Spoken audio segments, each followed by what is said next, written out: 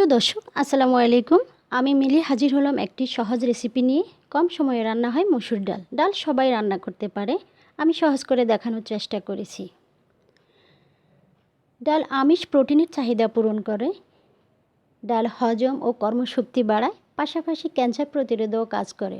আরও আছে অন্যান্য গুণ, আমি নাই বা বললাম। তো আমি চলে যাই মূল পর্বে। আমি 1 কাপ ডাল, এরকম 1 কাপ ডাল নিয়ে ভালোভাবে ধুয়ে আমি 15 মিনিট ভিজিয়ে রেখেছিলাম। এই যে আমার ভিজানো ডাল আমি ধুয়ে সেঁকে নিয়ে এসেছি। এবার আমি একটা ফ্রাই প্যান চুলায় বসিয়ে দিলাম। আপনারা সব সময় ডালকে ধুয়ে যদি এভাবে রান্না করেন, ধুয়ে 15-20 মিনিট যদি ভিজিয়ে রাখেন, তাহলে খুব কম সময়ে রান্না হয়। এই রান্নাটা নতুন রাঁধুনি বা ব্যাচেলার ভাইদের জন্য খুবই উপকারী, হেল্পফুল হবে। তারাও রান্না করে নিতে পারবে। তো আমি কড়াইতে তেল দিয়ে 2 শুকনো মরিচ দিয়ে দিলাম। কিছুক্ষণ একটু ভেজে নেব।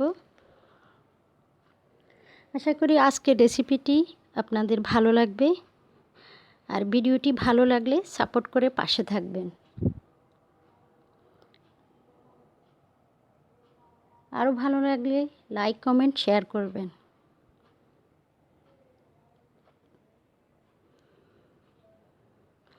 তো আমি একটু 30 সেকেন্ড মরিচগুলো দুটোকে একটু ভেজে নিয়ে তারপর আমি মশলা দিয়ে দেব।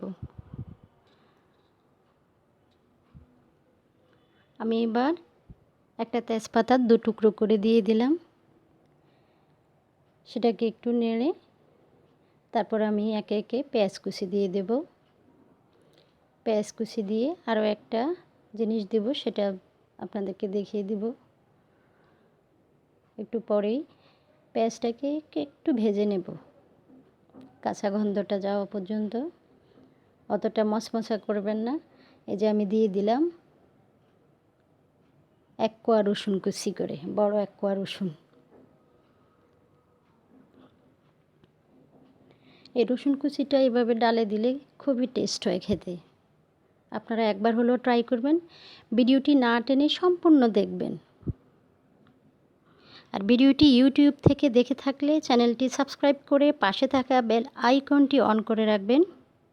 আর ভিডিওটি ফেসবুক পেজ থেকে দেখে থাকলে এই পেজটি ফলো করতে ভুলবেন না। এবার আমি দিয়ে দিলাম হলুদ গুঁড়ো 1/2 চামচ, মরিচ গুঁড়ো 1 চামচ, আদা রসুন পেস্ট 1/2 চামচ করে দিয়ে আমি একটু পানি দিয়ে কষিয়ে নেব। কষানো হলে আমি ভালোভাবে কষিয়ে ডালটা ছেড়ে দেব।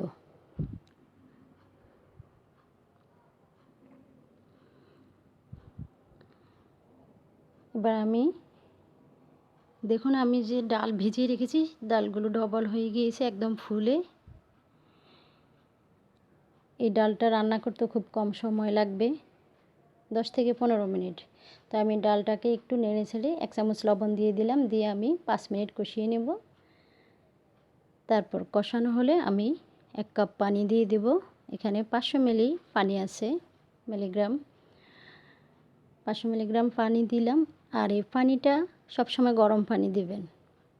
তো আমি ঢাকনা দিয়ে 10 মিনিট রান্না করছি। রান্না করে এবার আমি ঢাকনা খুলে 3টা কাঁচামরিচ ফালি করে দিয়ে দিয়েছি। আর একটা টমেটো কেটে টুকরো করে দিয়ে দিলাম।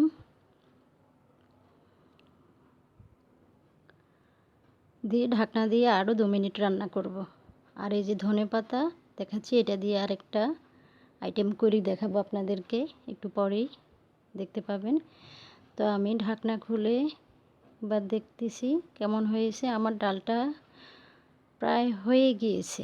এবার আমি একটু গরম মশলা পাউডার আর জিরা পাউডার দিয়ে দিলাম অল্প করে।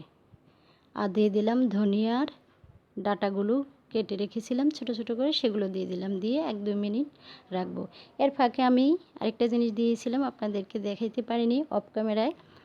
আমি আধা চামচ চিনি দিয়েছি। এই চিনিটা ডালের টেস্টটা বহুগুণ বেড়ে যায়।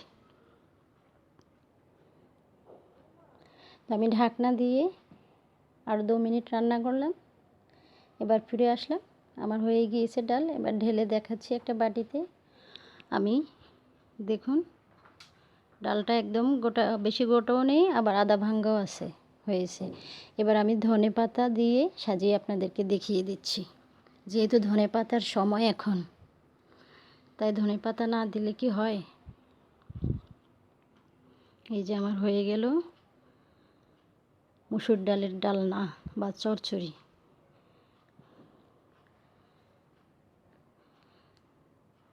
তো এরকম নতুন নতুন রান্নার টিউটোরিয়াল ভিডিও দেখতে হলে আমার ইউটিউব চ্যানেলে ও ফেসবুক পেজে চোখ রাখুন। ডেসক্রিপশন বক্সে লিংক দেওয়া থাকবে।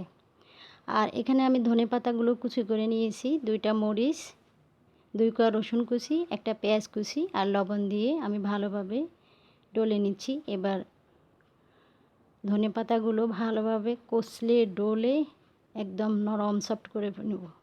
তারপর দিয়ে দিব 1 চামচ সরিষার তেল। সরিষার তেল দিয়ে ভালোভাবে ডলে নেব।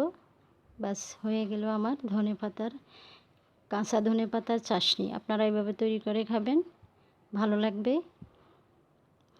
মসুর ডাল আর ধনেপাতার চাটনি। তো আজ এই পর্যন্তই, আবার ফিরে আসব নতুন ভিডিও নিয়ে। আল্লাহ হাফেজ।